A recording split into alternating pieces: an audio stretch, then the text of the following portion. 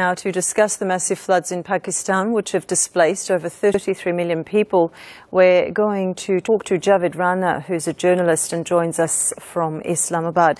Good afternoon, Javed. Thanks for joining us on the program. Thank you. Now, in the province of Sindh, the Dadu district is the worst affected. Over 1 million people live there and are desperate to move to safer areas. Now, how is the government assisting them in this fresh wave of migration? I think to begin with, we have to understand this is a crisis, humanitarian crisis of epic proportion. The unprecedented in the history of Pakistan. 1/3 of the country is underwater. And the most hit hard is the southern region of Pakistan, of which you just referred about. Dadu is a district of Sindh province.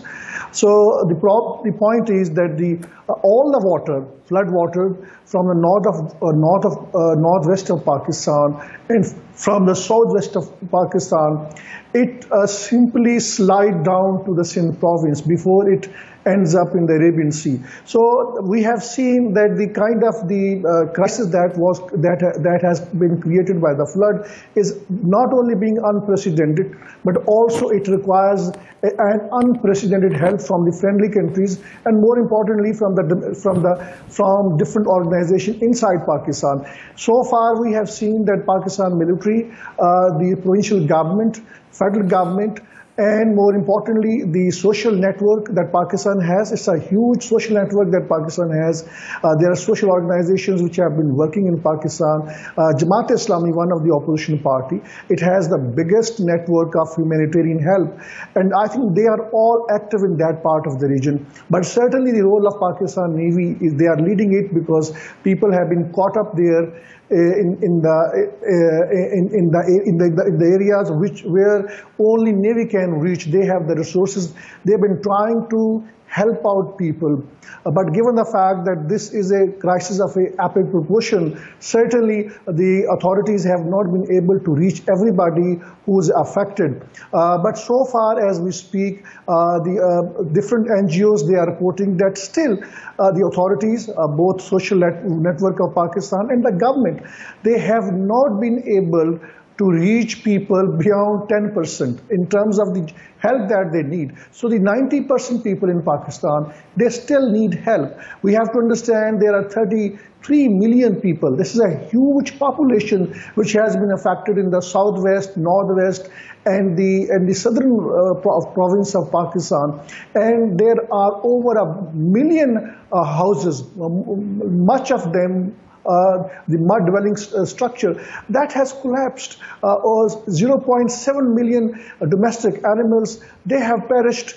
I think what we see on the ground, we will keep on seeing the crisis, but in a different form. There may be a shortage of food in these provinces which have been hit hard, because some of them were the baskets of Pakistan, food basket of Pakistan. I'm talking about the southern Sindh province. The UN Secretary General, he said that it is the crisis, the humanitarian crisis caused by the flood is unimaginable, and the G8 countries, the Western countries, are responsible in terms of climate change. Pakistan's contribution in the climate change is just 1%, is a carbon emissions contribution. But it is one of the countries which has been hit hard by the climate change, and climate change is certainly is one of the leading factors which has triggered floods in Pakistan.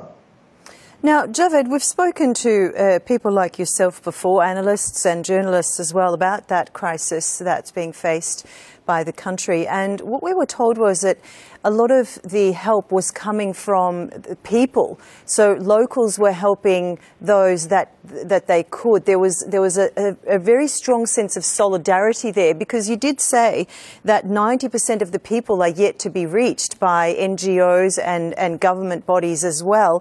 How is this solidarity coming to fruition? Is there much national media coverage on that front? Are we seeing how these people are coming to each other's aid? Well, I think the Pakistan social network is very strong.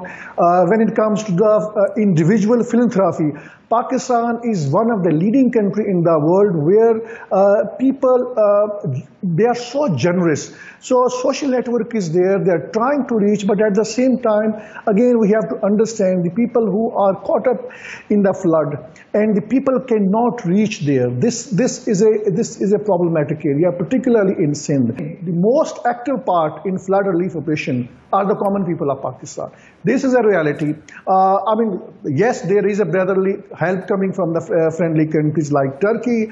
And again, given the fact that this is a crisis of a epic proportion, therefore, these are the only people of Pakistan who at the end of the day would reach to the common people. But for that to happen, they need to access the roads. And at least 3,500 kilometer long roads, those have been damaged.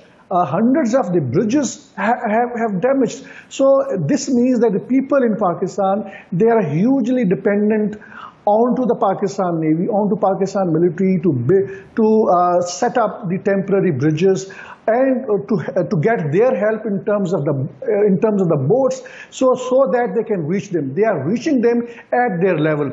But there has been controversy about the provincial government in Sindh that it has not been able to deliver.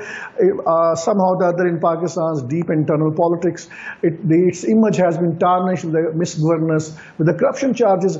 But nonetheless, I would say that the federal government and more importantly Pakistan military, NGOs, local organizations, the political parties, humanitarian wings, most prominently Al-Khidmat Foundation, I think they are doing a great job in this tough situation.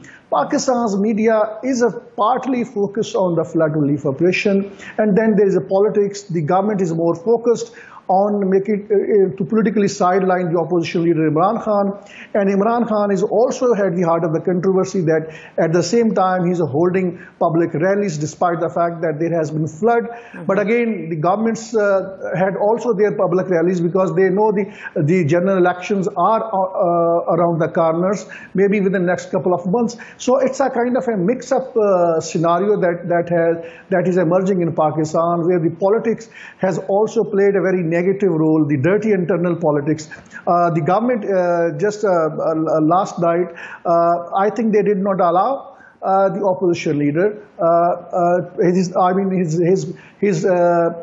fundraising program was not shown by the every television, and there are reports that it was informal ban from the government side. So if an opposition leader is collecting funds, what is the point of not showing him on the television? Because this is in the public interest. So somehow or the other, ironically, dirty politics do play a role in aggravating the crisis.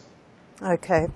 All right. Now, moving on, President Erdogan held a phone call with PM Shahbaz Sharif yesterday, where the Turkish leader assured his unwavering support to help with the devastation caused by the floods. Now, what else was discussed between the two leaders, and how much Turkish aid has currently been received by Pakistan? Certainly, we have seen that the Turkey's help has been very much forthcoming, and both leaders did discuss on how best they can reach to the common people, on what Pakistan needs. That presumably was one of the points which was discussed between two leaders, because it is extremely important that the people in Pakistan, they need, the flood affected people need the dry food and other items which are not perishable, and then they need tents. My understanding is this must have been the agenda when both leaders had this discussion by telephone. And when it comes to Turkey, and frankly speaking, unlike other countries, that Turkey's help has been huge, not only in the past in similar situation when there have been earthquake, and Pakistani people would never forget it. And what we see on the ground, on the Turkish help, their aid, their NGOs working there, I think that is something which people see it in a very, very positive shade. Okay, now lastly, Javed, so you have partly touched on this, but Pakistan hasn't been fully capable of managing this natural disaster on its own. Now, what's been the response of the international partners and allies, particularly the UN, whose Secretary General has himself witnessed the situation firsthand? Well, I think what UN Secretary General said is actually portray the facts on ground. And he said that Pakistan is a victim of the climate change.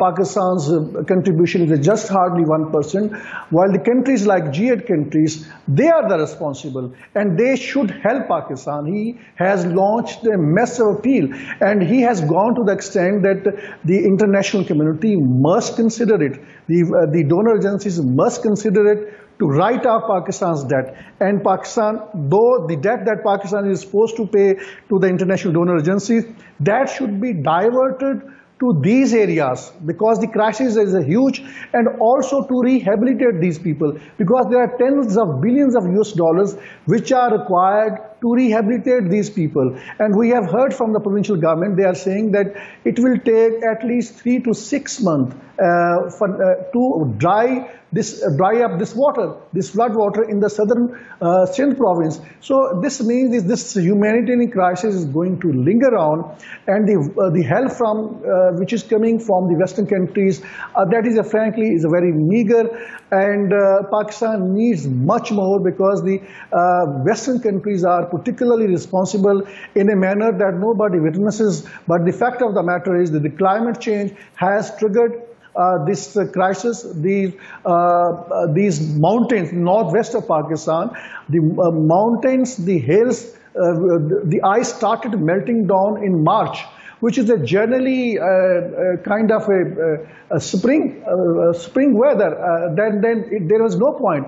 The summer starts somewhere around May, June, July. But again, this means that the climate change did play its role, and the international community must understand this. My understanding is that the West would never like Pakistan to economically progress, and they want Pakistan to economically stay dependent onto them. Their help is not going to be as much forthcoming as Pakistani people deserve.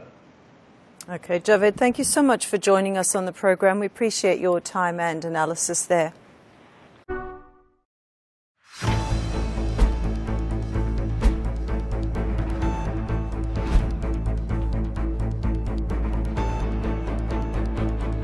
The growing tide of anti-Israel sentiments. What you see behind me is just tip of the iceberg of what is happening in the country. More than half of $52 billion black CIA budget is spent on espionage network in Pakistan. How would you handle it? The US has looked upon Pakistan as an ally at one point, and then as an enemy at the same time. That is going to be the first legal reason on the basis of which he is going to be instantly ousted by the Supreme Court of Pakistan. Joining us live, Javed Rana, who's an expert on politics and geo-strategic issues. In the world politics, which is not being driven by any moral principle, it is being driven by the hard geostrategic realities. In a broader picture, more countries would aspire to have nuclear weapons.